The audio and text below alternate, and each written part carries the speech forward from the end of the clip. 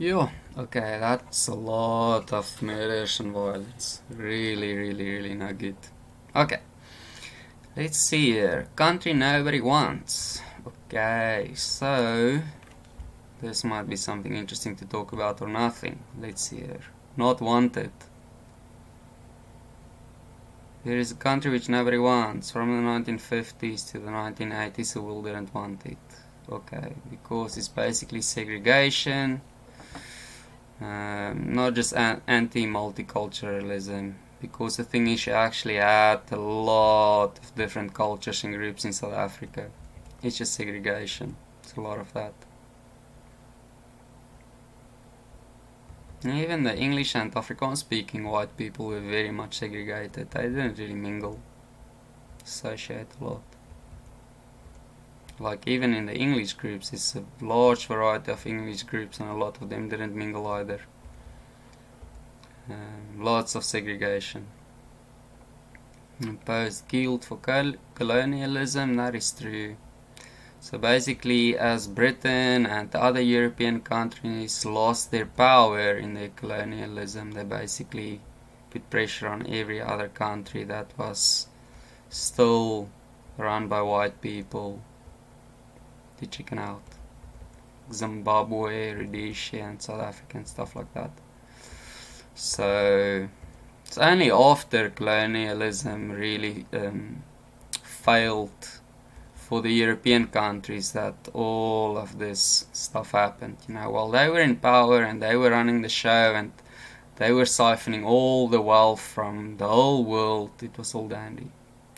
But then when they started losing that power and losing their grip after the Second World War, they started going after everybody else.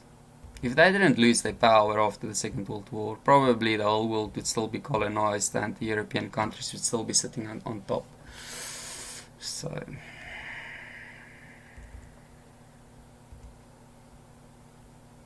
okay, it's quite interesting actually talking about multiculturalism while we're actually at this point. Multiculturalism is a very interesting topic. For instance, Europe, they started experimenting with it big time from the 1970s, even the 1960s onwards, and their whole society have changed. The whole dynamic of Europe has totally changed. And in reality, I'm not sure the multiculturalism and the social engineering setup that is happening in Europe is really sustainable. I mean, we're already seeing there's a lot of pressure on the social financial system in European countries. We already know there's a lot of marginalization happening in Europe. There's a lot of polarization happening in Europe. There's a lot of Europeans that are now regretting the fact that they gave their own culture the finger. A lot of these people now in their 60s and 70s really regret the decisions they made back in the day, in the 50s, because they're seeing their children have no backbone, they have no culture, they do not love or care for the things that they cared about or actually their parents cared about, so a lot of them are regretting it. Europe is totally polarized now. If you think in Austria, the far right party is winning 40% of the vote. You add another nationalist right part of the party, they win 50% of the vote. And that's including all of these foreigners that got imported from North Africa and from the places like Macedonia and Albania and Pakistan and those countries. More Middle Eastern countries and Balkan countries and stuff. Look at a place like the Netherlands, where now basically the second biggest or the biggest party in the Netherlands is the far-right nationalist party.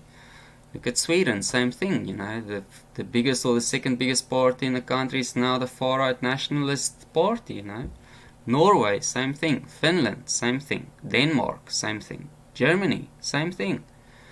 France, same thing. I mean, Le Pen actually might be the president in 2022, and that is with having what, like 10 to 12 million, Muslims and like far left people in the country that wasn't there like 30 years ago.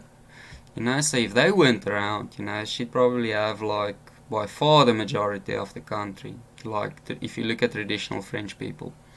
Because I can tell you now, none of that Muslims or far left liberals that got imported will vote for her. So a lot of these people actually have regret for their actions, but they still don't have a backbone to really make a plan, because the political elite and the powers are still sort of pimping this whole thing of multiculturalism for them. And all they're really doing is they're removing their own culture, and the other cultures that's coming in is basically just expanding their own culture. That is really what's happening. Like you already have, 2 to 3,000 Sharia courts in Europe, in the European Union now. No good. They don't live under the European laws, And the women from these Muslim people, they get marginalized a lot, They get stuck not being able to be outside and function a lot like Western society does, They do not... Islam do not believe in the freedoms for women that Western society believes in, I mean, you might have more liberal Islam and less liberal Islam, but even with the more liberal Islam, same stuff, Same stuff. There's a lot of that. And then you have a lot of people coming from the rest of Africa, and, they want to better their lives. They're also struggling. A lot of people from Central America coming over, doing like the menial work, and then they'll leave again. It's a lot of that happening, but the nationalism, there's a lot of nationalism rising. Britain doesn't really have it that much. It's a very more centralist sort of setup in Britain. But in Europe, Belgium, France, Germany, Austria, even Switzerland. Switzerland's not in the Union, but they're also starting to get there. They're getting a reputation. Italy, Greece, obviously places like Hungary and Poland, especially the Eastern European countries that got totally brutalized by the Soviet Union, and they know what multiculturalism is now. They all got switched around and moved around. They don't stand for any of this, not one bit. They believe in nationalism and they want their own freedom and their own country, and they do not care one bit for other people in their country. They don't mind doing business with you. They don't mind it, but they do not want to give influence and power to foreigners in their country. Not one bit. But good for them, they shouldn't, They should really develop themselves, be proud of themselves, I mean, it's quite funny to see how the whole of Europe is sort of fading away and falling apart, and you have all these different groups just mixing up, and there's no cohesiveness anymore. But then, all these places where these people come from, they're very, very, very monocultural and monopopulist, I mean, it's like really just one or two ethnic groups, where they come from, and they develop each other and they look to improve their own standings in the world and in their society, and they don't really stand for masses of foreigners coming into their countries. They will just totally riot and lose the plot if that's the case. So it's quite interesting actually. I think young people in general have ambitions and open-mindedness about stuff and experimenting, and then as they get older and they start having a bit more wisdom about stuff, then they regret a lot of stuff. But I think there's a lot of damage done in Europe. It won't be reversed. I don't know how Europe's going to cope with this actually.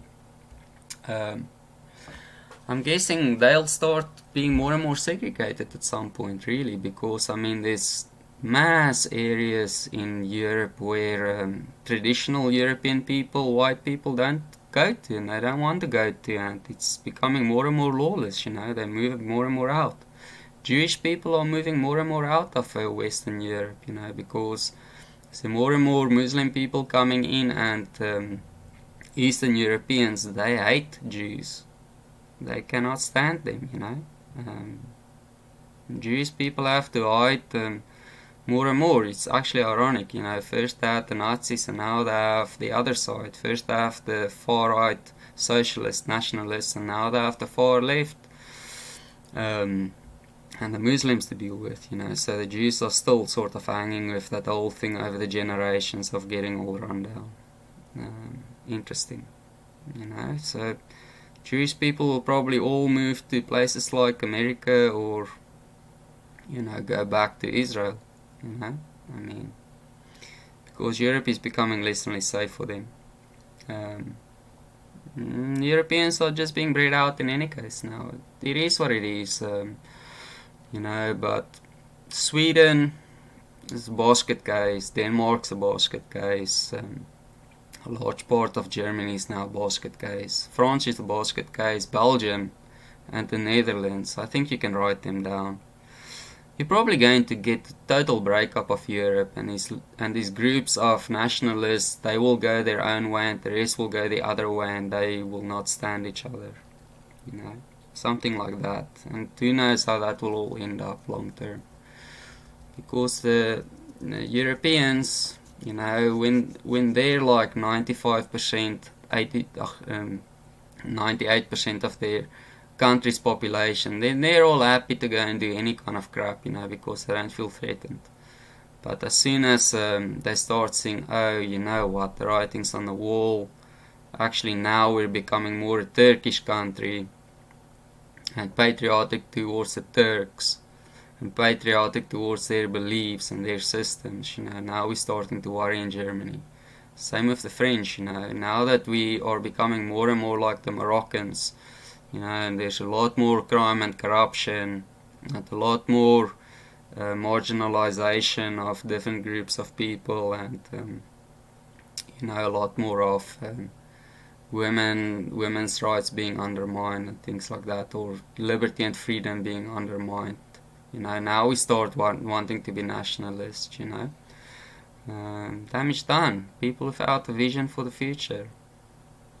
And South Africa, it's interesting because you have all these different kinds of countries, different kinds of ethnic groups, and you've got all the different kinds of people from all over the world as well. So it's very, very, very open. Most of the black people were on the East Coast, like Natal and the Eastern Cape, and a bit up north, northern part of the country as well, far north. The rest of the place was wide open space with just about nothing. You had some Khoisan, which is a lighter brown colored people that were roaming the plains. They like that kind of stuff. So it's a lot of that. Either way, multiculturalism is an interesting topic. The only thing I have to say about that is you have to care for your own people and love them. If you don't do that, God will wipe you off the face of the earth. He doesn't care. He'll just bring another culture and group to run you over that do love their own and care for their own. The only people that won't happen to is the Jews and the Arabs. Unfortunately, the rest of us don't have that blessing. That's just what it is. So yeah, interesting stuff, interesting stuff. So let's see here. So these guys are sort of sugarcoating the multiculturalism thing a bit here, and anti-Semitism thing. It was segregation. It was blacks, you go live in your own nice little areas here on the East Coast where you originally came from. We'll take the rest and make it productive, and if you want to live with us, then you're going to be basically hand laborers, and vice versa. That's roughly how it was. Yeah. So it's not just like multiculturalism. That is just the end result of it. If you don't have it, multiculturalism, everybody becomes a Mexican. Something like that. That won't happen. That won't happen. family of multiculturalist states. We had multiculturalist states way back in the day. I mean, it was just everybody lived a bit separately, but it was very much multiculturalist.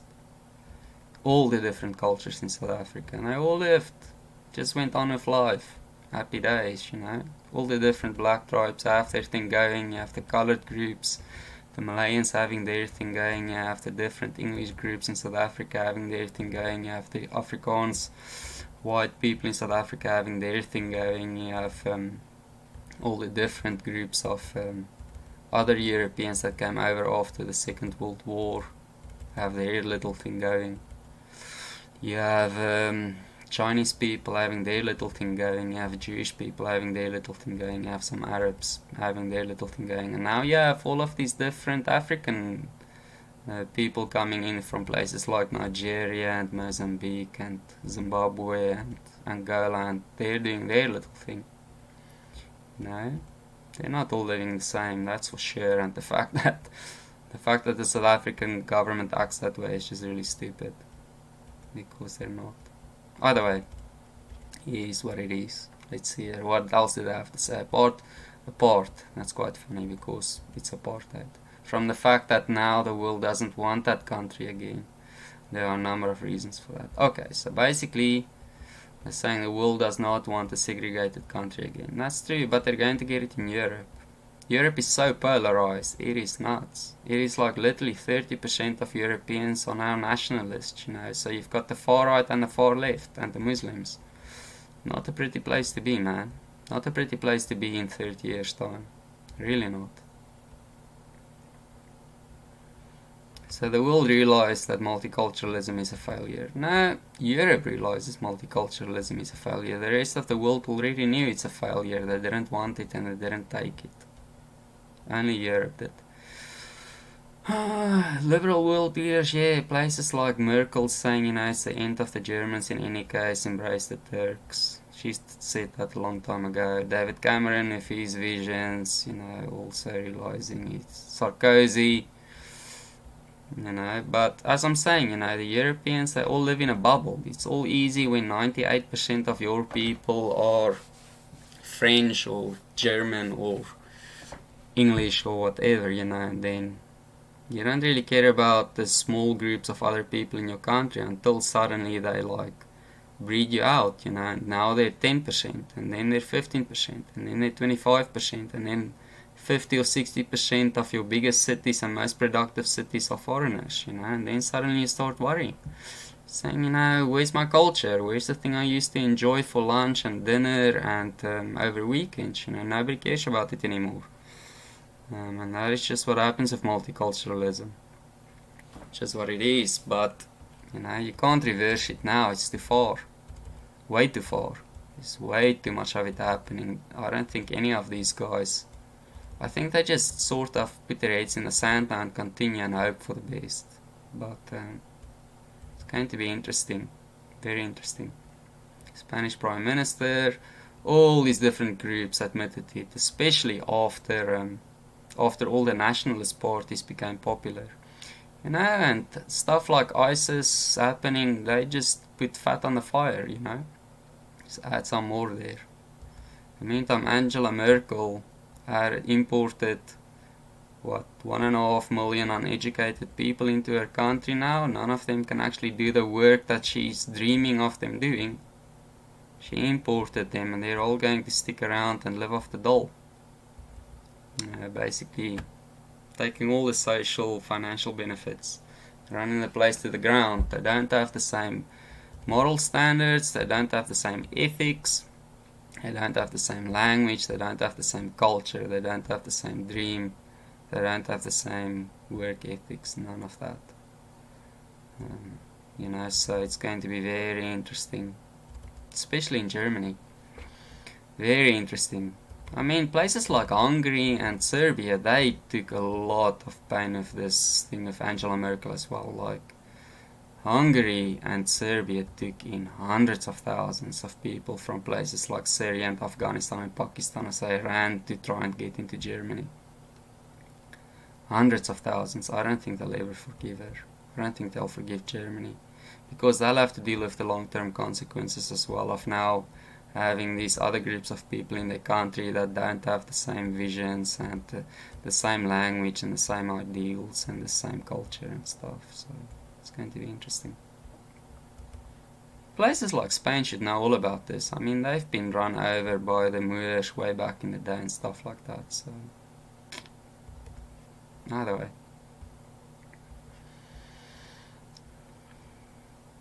Okay, so we should have been the most shining symbol of successful multiculturalism, and now we're all falling apart in South Africa, basically.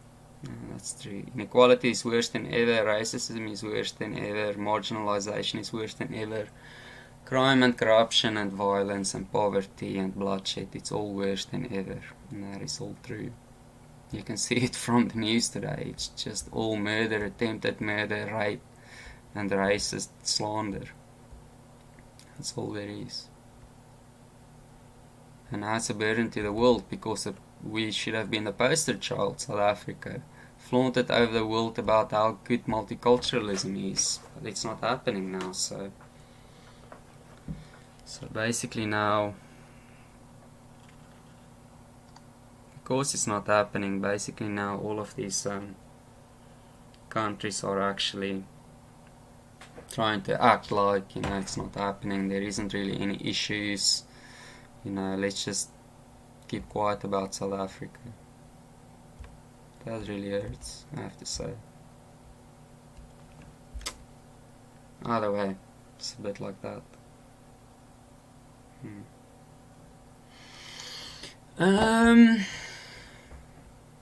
So let's see here. Okay, blah blah blah, just talking about the fact that a lot of the forward thinking that Europe and the UN thought South Africa would have had is not happening, and we're actually doing a bit more of this third world injustice, warlordy kind of stuff, like just rejecting the ICC or letting some hardcore murderous dictators go and get their way in South Africa by hiding from prosecution, stuff like that. Okay, the people of the country doesn't really want it either. So basically now these guys are saying the people in South Africa don't want to be multicultural. I would reject that idea. I think a lot of the black people that's now becoming middle class is enjoying multiculturalism. They're enjoying the fact that they're getting richer. They're enjoying the fact that society is more open. They're enjoying the fact that they have all of this opportunity. And you get a lot of young middle class people mingling with each other, white, black, Indians, colored, especially in the more affluent areas. I like it.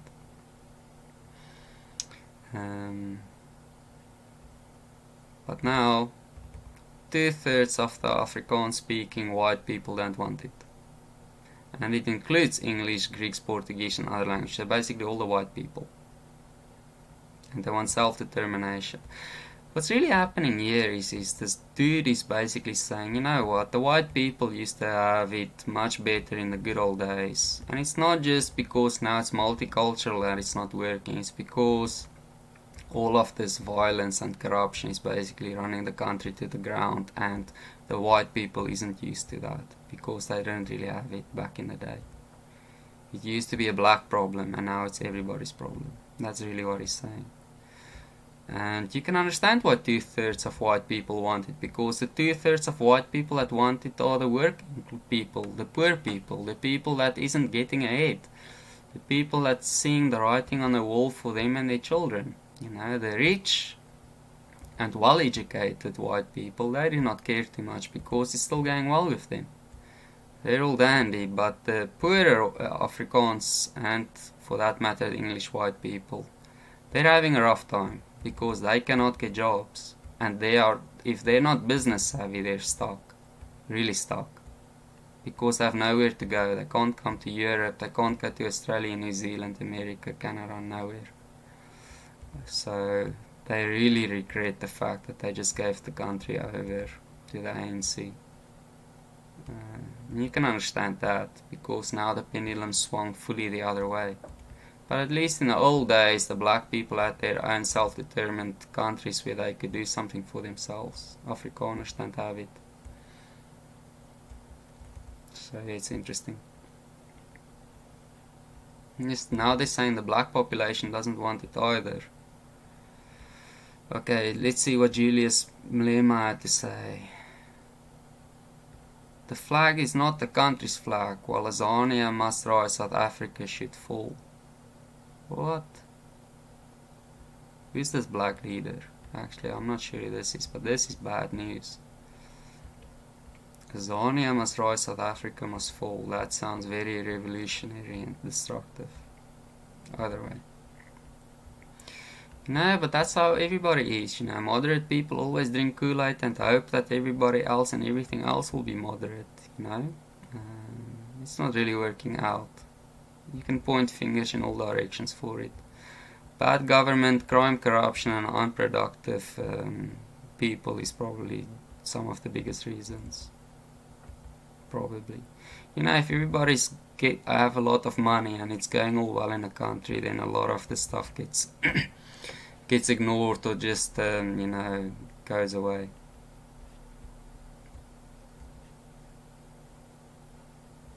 Oh, and that was a pastor. Wow. A radical activist. What kind of God does this pastor pray to? I mean, if he's a pastor, he must be a Christian pastor, right? But what he's saying here is definitely nothing good. The flag is not the country's flag, while Azania must rise, South Africa should fall. Interesting. He was leader of some civil rights movement and was stabbed by 7 people in Khayelitsha. So in a black area, a black guy was stabbed by 7 black people. He was suspended from the University of the Free State because he was basically one of these far left troublemaking socialist leaders and always getting people to do violence and protest with violence and vandalism. Fees must fall campaign. Responsibility for burning the image of former President C.R. Swart, president. Old President of Free State. Pastor set the new SA flag on fire. There's a pastor, a pastor. You should be a Christian, right? Christian burning a country's flag? That should never happen. Doesn't matter where you are. Never. South Africa. Christians getting involved in violence, like revolutionary kind of violence, sort of, and sweeping people up, that should never happen. Doesn't matter where you are, ever. That's not Christian. Either way. So the new South African flag is not his flag. So which flag is his flag, It's a sickle and a hammer. Come on, can't be like that. Let's commend it. St. James Church massacre, commemorated it in a month or so, whatever. 11 people were killed and 58 wounded by 4 terrorists of the Azanian People's Liberation Army. So basically a far-left terrorist black group in South Africa in 1993, just before the election. I remember that. I think that was in Cape Town. They went into this big church and they started shooting people left, right and center.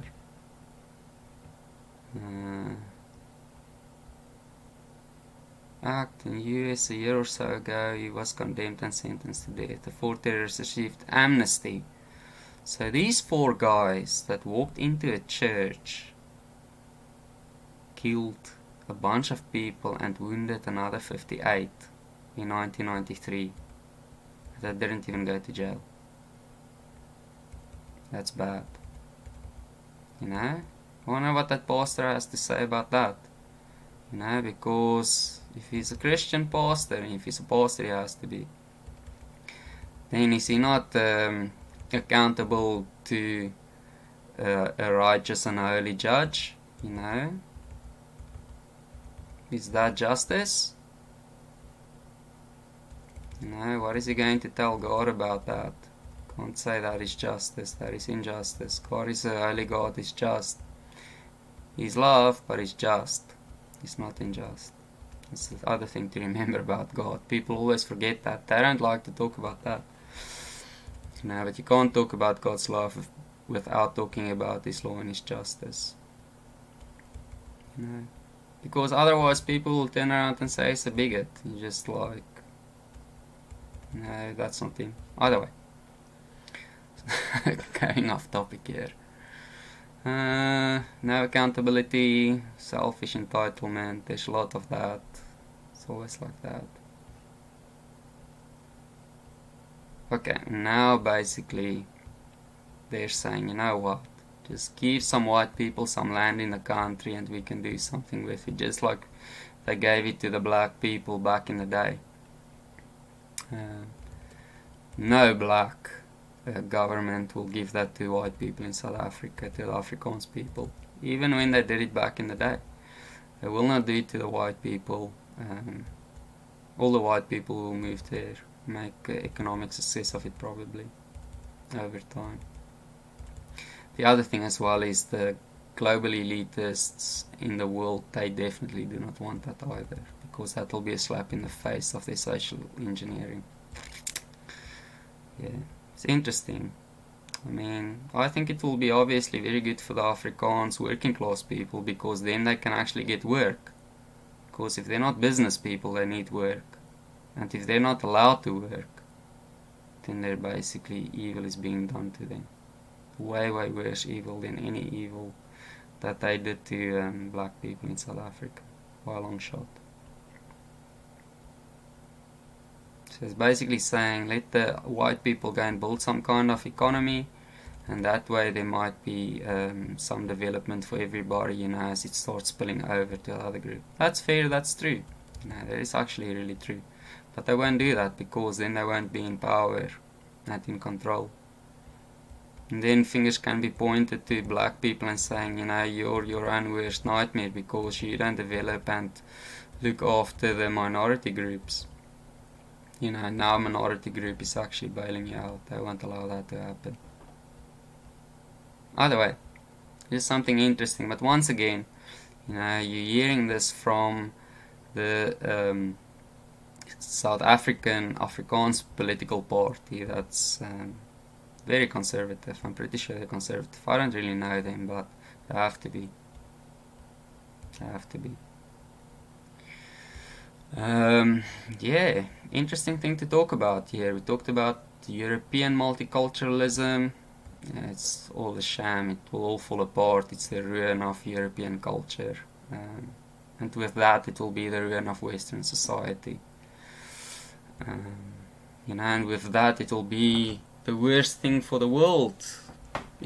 Because, I mean, like, Western freedoms and liberties is just so good for the world, you know. It's like really good for the world. Making everybody rich, free, open, peaceful, wealthy, healthy, all that stuff. You know, either way, it'll be interesting what happens over the next 20, 30, 40 years after this. Yeah, and the country nobody wants. A lot of people want this country. The problem is a lot of the people in the country is messed up. So, yeah. Interesting. Yeah, very interesting. Let's finish it.